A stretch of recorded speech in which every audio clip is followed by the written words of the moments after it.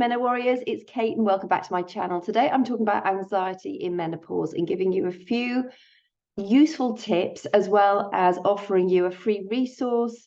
You can just click the link at the bottom and it is going to help you overcome the things that might be holding you back. So helping you identify actually what is causing the things that are building up to that level of anxiety. So I'm sort of going to go through why I'm talking about anxiety today, why it happens, and give you some useful tips to help you manage it, identify it, and then move forward with it. Because one thing I really want you to understand is that anxiety is 100% treatable. I am a qualified psychotherapist. I've been working my business for over 16 years, and I specialize in anxiety, grief, and divorce, non-legal divorce. And anxiety is something that comes up all the time, and actually we all struggle with anxiety to some degree.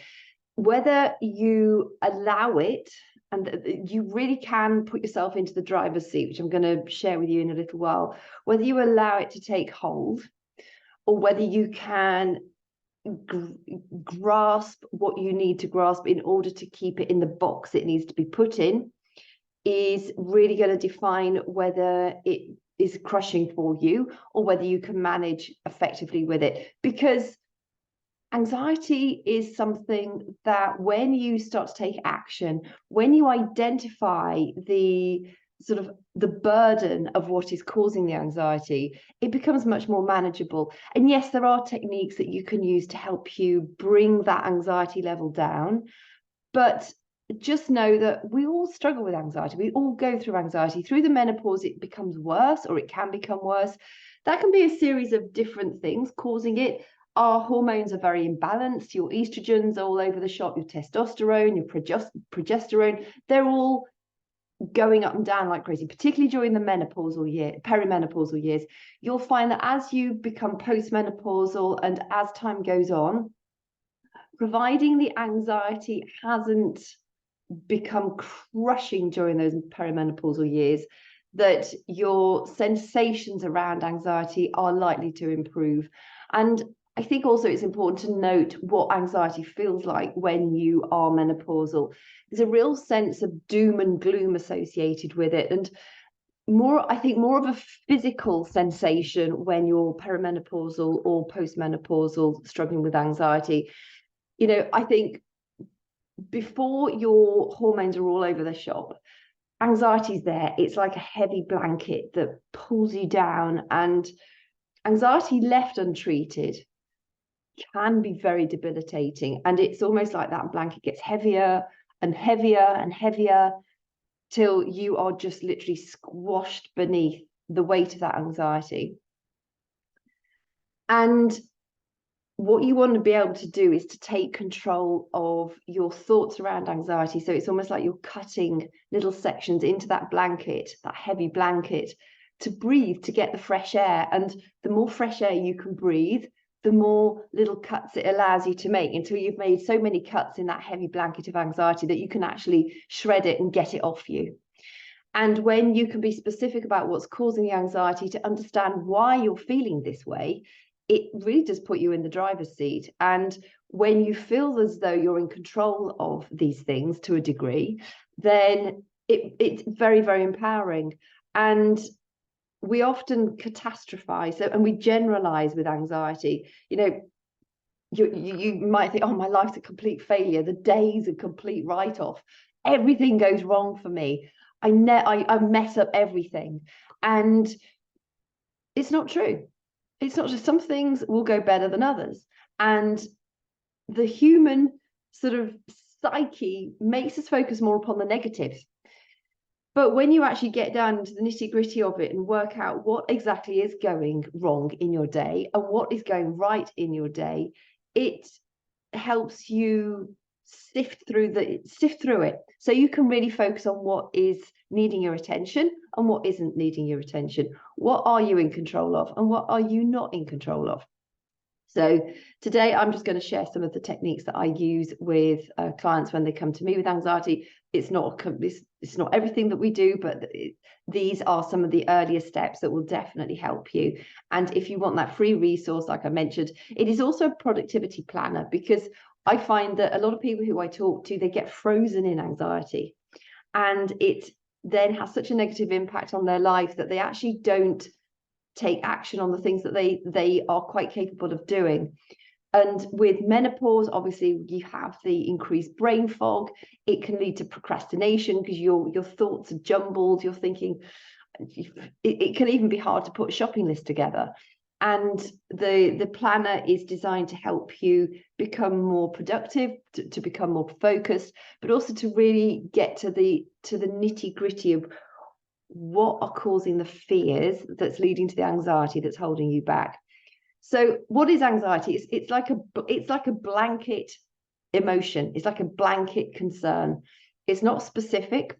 It's something that can continue to grow if you don't get a hold of it. And it is something that is entirely treatable. Stress is something that we all have happening to us all the time. There is positive stress called eustress, and there is the negative stress. Positive stress motivates us to get up and do stuff. We need like deadlines to make us get on and do the job. But once we've done the job, we feel really good about it because we've achieved what we needed to do. So, that's a sort of an example of eustress, so a positive stress. Negative stress is when it could be your health. You're worried about your health. It could be you are negatively affecting your health by the lifestyle that you're leading. If you smoke, that's a bad stress. You know what you're doing to your body. If you drink too much alcohol, you know what you're doing to your body. If you're eating too much processed food, it's a stressor to your body. If you can't sleep, and I know so many people struggle with sleep in menopause, that is a stressor to your body.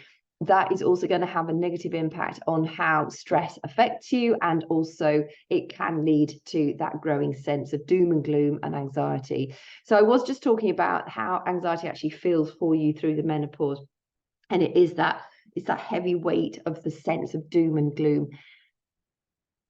It is also it's like an energetic confusion. It makes your brain just go there. I don't think there's a word really that describes it, but it can also lead to palpitations. It can lead to panic attacks in its extreme form.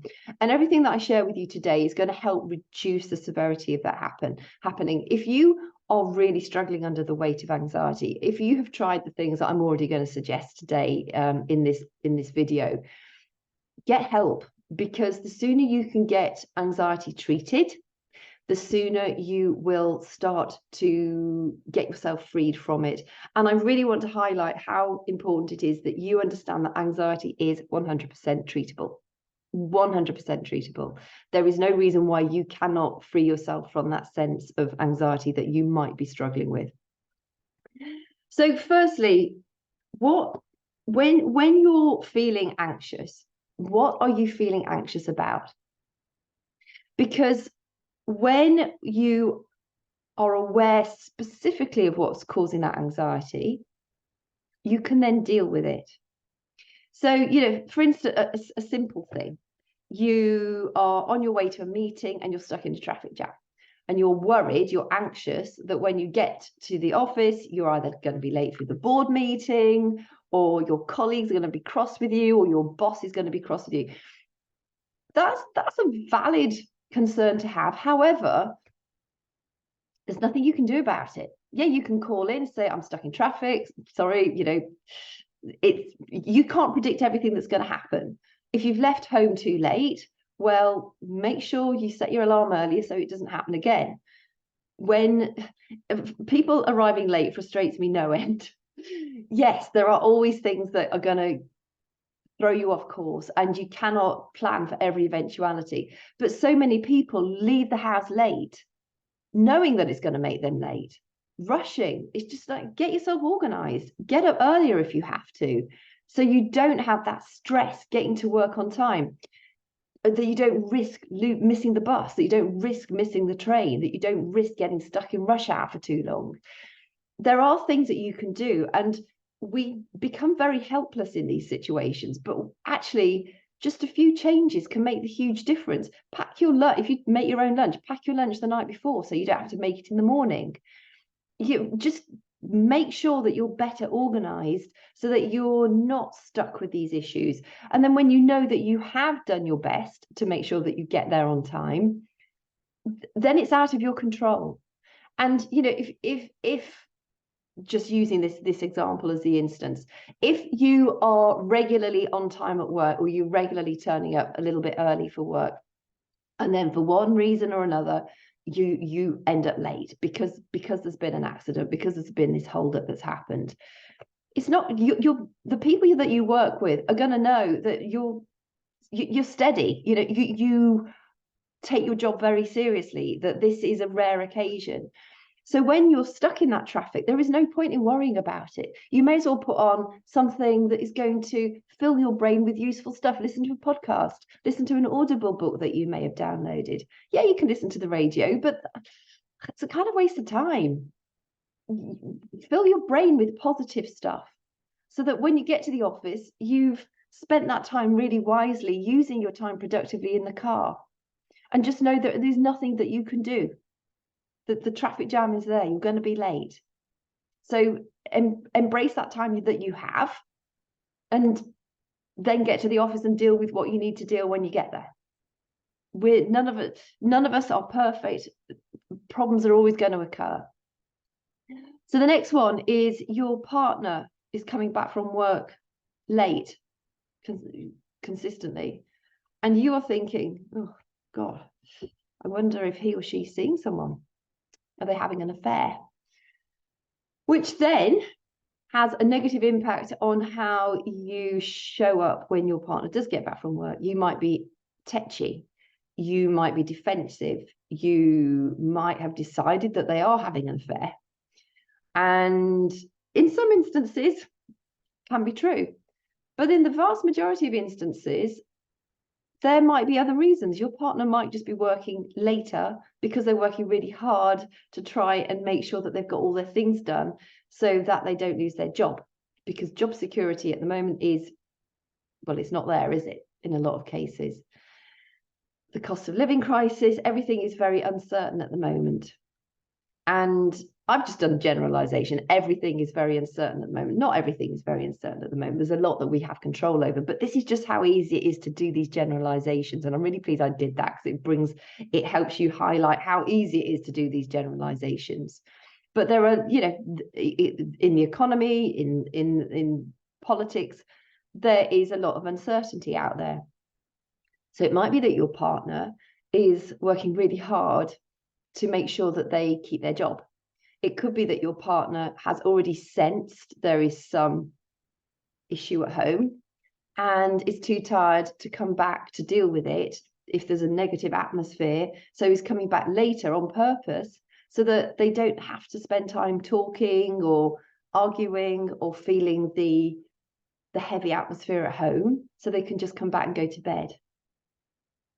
That is a very common scenario. It's quite sad, really, when you think about it.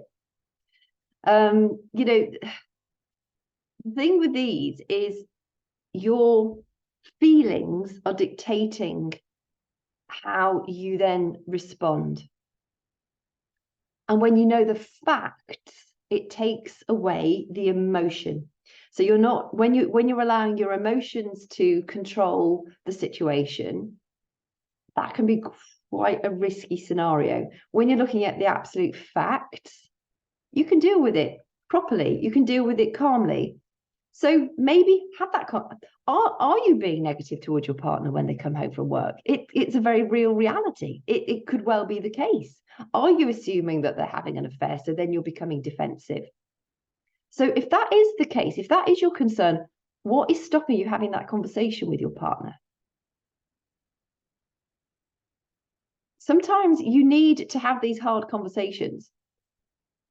What you might think this is a bit of a silly thing to do, but I always recommend to people in a relationship where they actually do want to work it through together is to take it in turns to hold a feather. You can hold whatever you like, but when that person's holding the feather, and you have like a time limit on your feather, so it might be you have it 5 minutes each or 10 minutes each, but when that person is holding the feather, that person is talking and the other person is not allowed to talk, because it's so easy for you to listen to somebody and then they say something which triggers you and then you dive straight in. When they're holding that feather, you cannot dive straight in. You have to respect their time to talk and they have to respect your time to talk. And you can hold anything. It can be anything, but it just puts a framework around healthy conversation. And you might think that sounds really stupid, but actually it's a really, really effective way of communicating. Because when you're worried that your partner's having an affair, the consequences of your thoughts in your brain that are going around and around and around are already almost making that a more likely thing to happen. Because generally, happy relationships do not have affairs. There is normally, and it's really, I talk to a lot of people who say, it's all their fault and da-da-da-da-da. People who are in a happy, balanced relationship do not have affairs. Unless maybe they have a problem themselves. Maybe they have an addiction to sex. Maybe they have there might be issues there. But that is in the rare circumstances.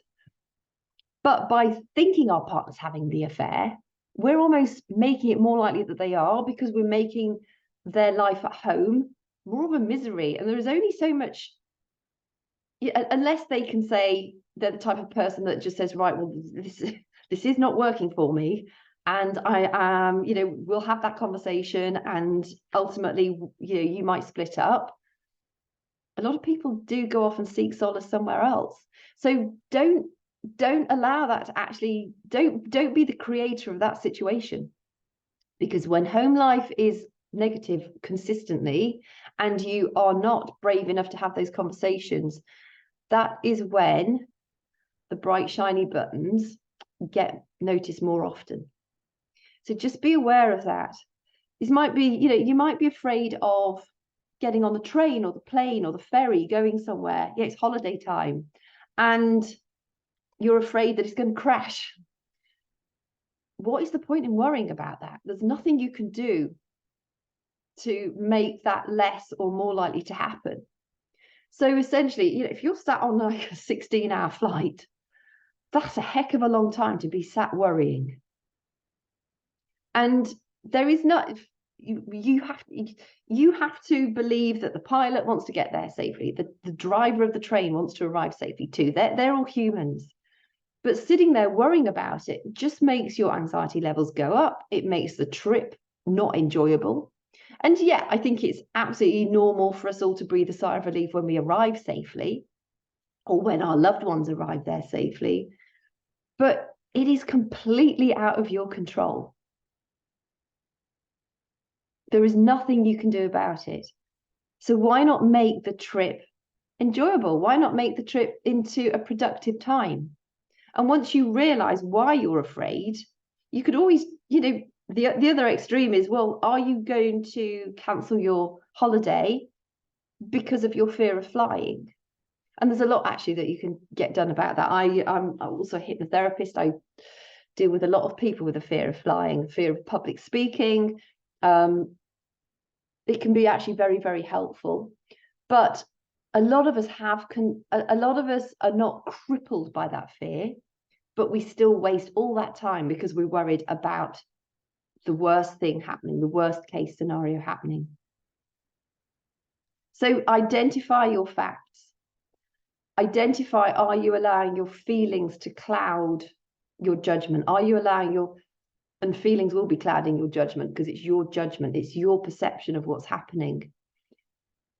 Even when you look at a fact, we still are putting our perception and our understanding around that fact. Yes, a tin of baked beans is a tin of baked beans, but some people will think, well, that's not healthy vegetables. And some of them will think, well, oh, that's one of my 5 a day, so it's positive. We still, even though it's a fact, it's still a tin of baked beans, we still color it with our perception. We still have a judgment on it, whether it's a subconscious judgment or a conscious judgment. And when you can really break down what is causing your causes for anxiety, it just puts you in, it helps you identify where your thoughts are going slightly awry. And just know that It might not be easy to do some of these things that are worrying you. It might not be easy to ensure that you don't get made redundant. It might not be easy to get out of a difficult relationship. As a lot of us through the menopausal years, there's a lot of changes in the dynamics of our families. We might be caring for elderly parents. Our relationship might be changing with our significant other. Our kids are leaving home. We're becoming empty nesters. That is hard. There's a lot of life changes that are putting a lot of pressure on you at the same time, as well as your hormones not supporting you as well as they used to either. So what you can do to help yourself cope with these changes, to cope with this feeling of anxiety, is lead a life which gives you an element of control.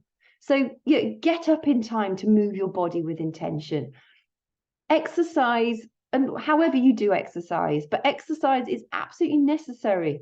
It really is, whether it's for strength training, ideally, because that's going to keep your bones and your muscles strong. And through menopause, as estrogen falls, it naturally helps us gain weight around our middle particularly, but it also breaks down your bones and your muscles. So you do need to be strength training.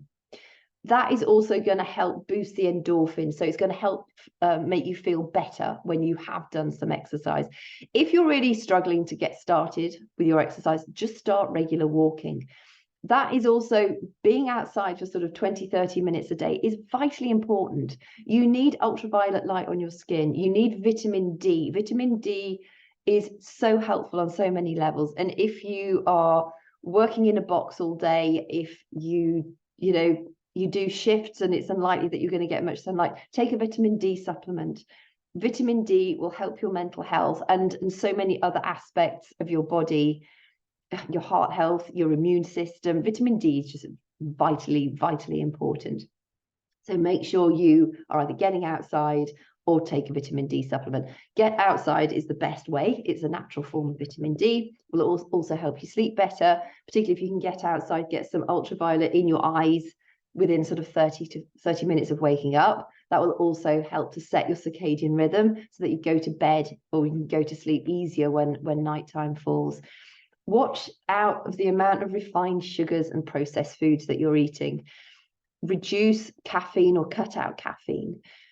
There are so many things that we can do, but we're just not willing to do. We're just like, oh, I love my cup of coffee. I couldn't live without my coffee. Okay, well, what do you want, coffee or anxiety? Because caffeine definitely spikes your anxiety.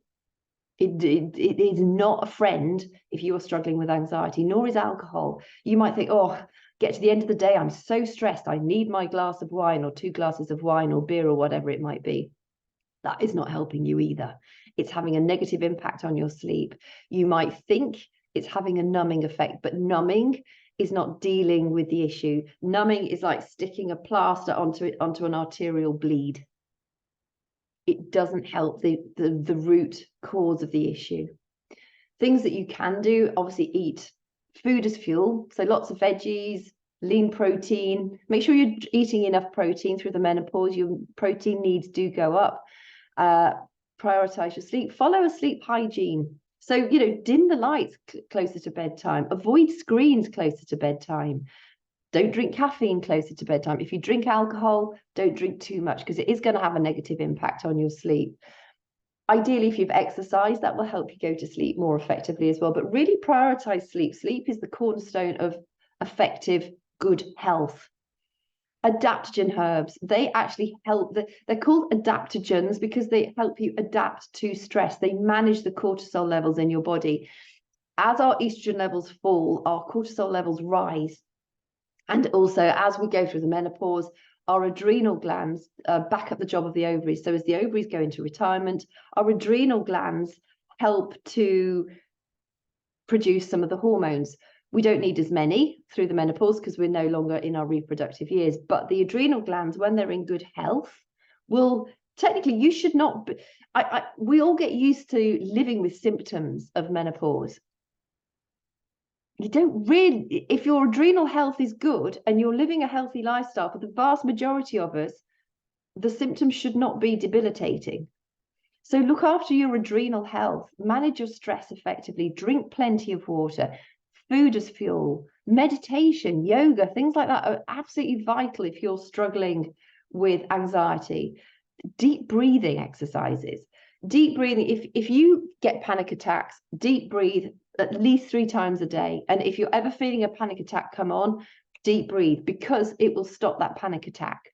We cannot be relaxed and stressed at the same time. It's a physical impossibility. And when you're doing deep breathing, you're forcing that relaxation response.